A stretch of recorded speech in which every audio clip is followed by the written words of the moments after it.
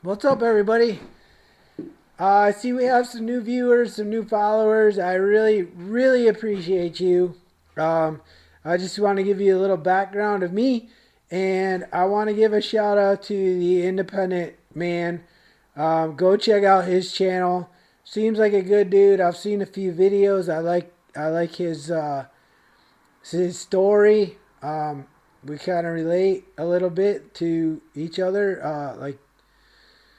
Working wise and value wise, I think so. But I want to welcome everybody and give you a little bit of my background. So I'm a fourth generation farmer. I grew up in we're in New York, in a little town, and uh, my great grandparents started our farm. My grandparents took over, started milking cows. My mom came along, helped milk cows for a while. Then she got older and, went out on her own, got married, had me, and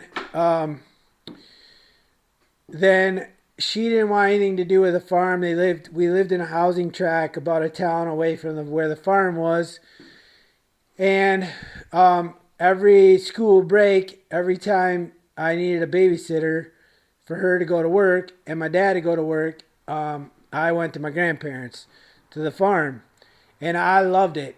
And my dad delivered beer for 25, 26 years. He delivered Genesee beer in upstate New York, and um, so that being said, I spent a lot of time at the farm while they were working, and I got really close with my grandparents, and we I helped them, kind of go with the farm, and then I was all about it. I stood in the kitchen in the farmhouse and looked up at my grandmother and I said, I want to be a fireman and a farmer. And she looked down on me, and I think I was 5 years old, and said, "Oh, honey, you don't want to do that."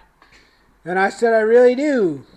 And as I got older, my parents built a house across the street from the farm, which when my dad passed, my mom couldn't keep up and I wasn't in a position, so we had to sell it. But I will buy it back one day and it will stay in the family. Um, and uh, that being said, we moved in there in '93. I bought my own cows because we got rid of Grandpa's cows because it got to be too much for them and us to run over there all the time. So, and this is just the abridged version of my life, but I went to school in high school for my last two, my junior and senior year. I went to trade school and took residential commercial electricity. I took that for 2 years. I was on high honor roll there. I was a solid D student in school, regular school, but there I crushed it because I didn't want to be in school. I hated school. Um, then I got out of there, went in the electrical trade for a little while.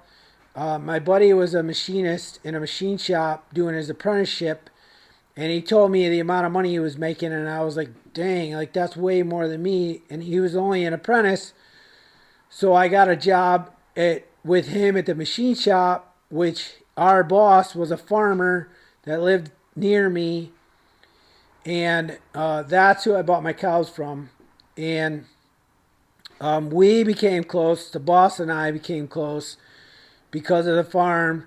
And I got to make so much stuff for the farm. Like anytime a tractor part broke, I got to go machine it. So that was cool. And I don't regret that. Like the trade's done me well. It's just in '08 or '07, I don't remember, one of those years when it was going south. I got laid off and I couldn't find another job. So we tried strawberries on a farm, which anybody that knows anything about strawberries, you plant them this year, you don't get anything till next year. So we did that. I picked up some side jobs here and there. I could not find a job in the trade. and I did not know the things I know now. Like I couldn't, I wasn't as handy back then. So, uh, fast forward, we had 2 good years of strawberries, but we had to pay up all our debt and try to just catch up.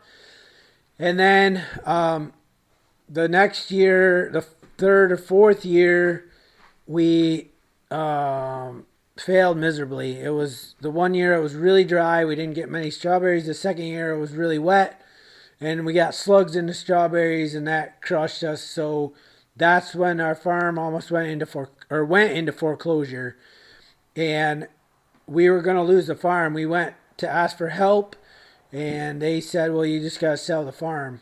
And my wife said, "Absolutely not. We're not selling the farm.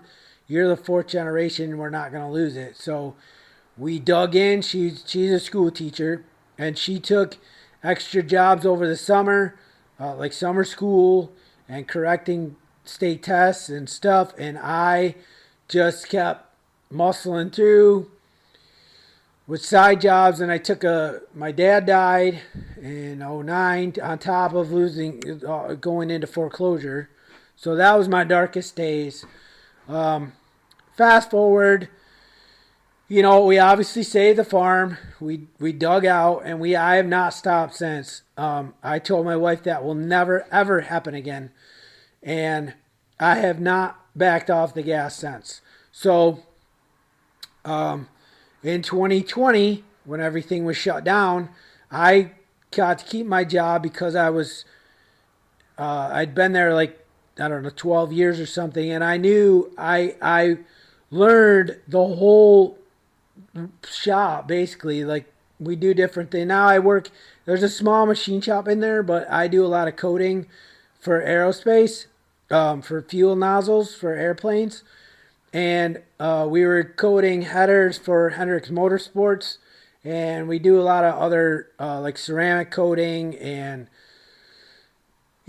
tungsten carbide and like a lot of that stuff. So I learned, obviously, I knew a lot about the machine shop, and I knew how to do the coating.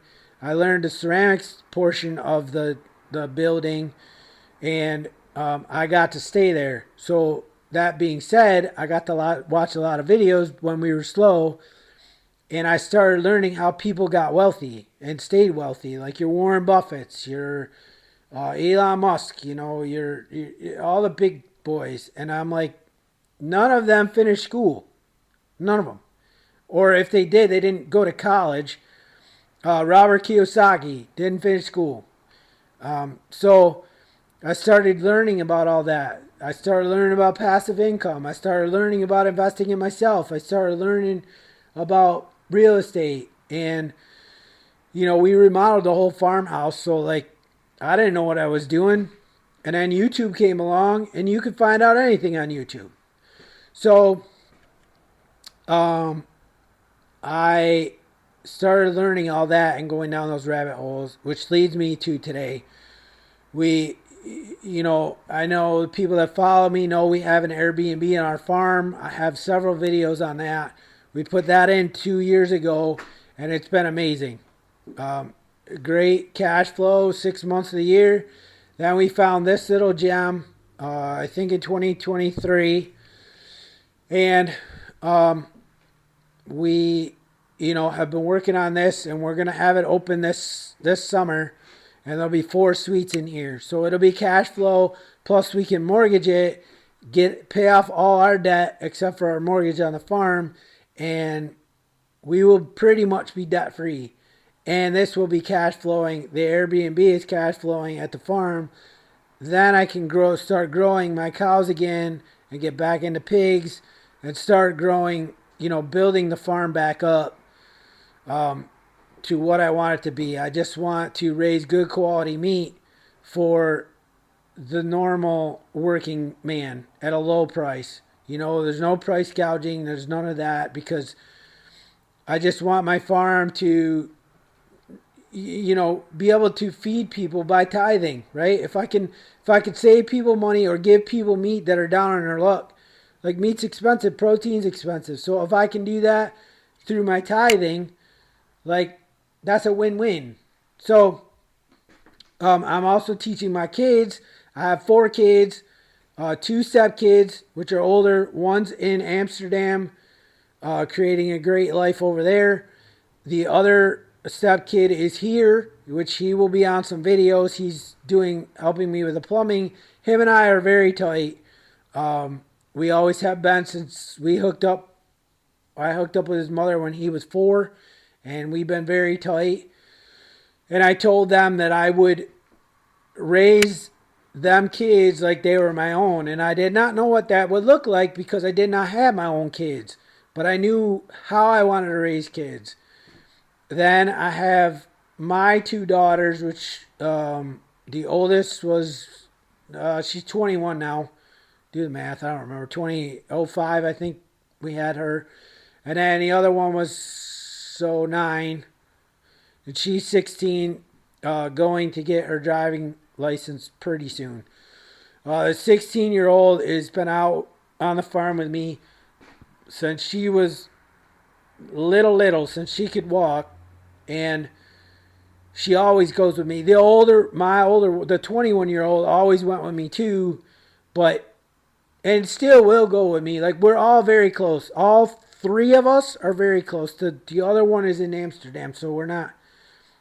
He's been there for years, quite a few years. So, like, we're not really close. And he moved out when he was 17, and started his own. We just had different views. It's not that we don't like each other, we do, but we just never got really close. So, and I did stay true to raising my kids. I raised the older one the same way I do the little ones, or mine. And you cannot favor one or the other. Like, you can't discipline one for doing something and then let it be okay for your kid. Like, you cannot do that. They will, when they get older, they will see that and they will know that. And I think I did okay. Like, I'm not patting myself on the back, and I don't need an award, but like, I think all 4 of them are turning out great. So that's a little history on me, how we got to where we are today. I know there's a lot more in there, a lot more depth to me, but I don't know if y'all want to hear that. But with that, I'm going to wrap it up here. I got to go home and feed cows, and we'll be back up here tomorrow. So again, shout out to the Independent Man. Thank you. And get to know a farmer. All the prices are going up. Start a side hustle. Start a business. More millionaires are made during a downtime than an uptime. Just remember that. Invest in yourself. I love you. See you on the next one.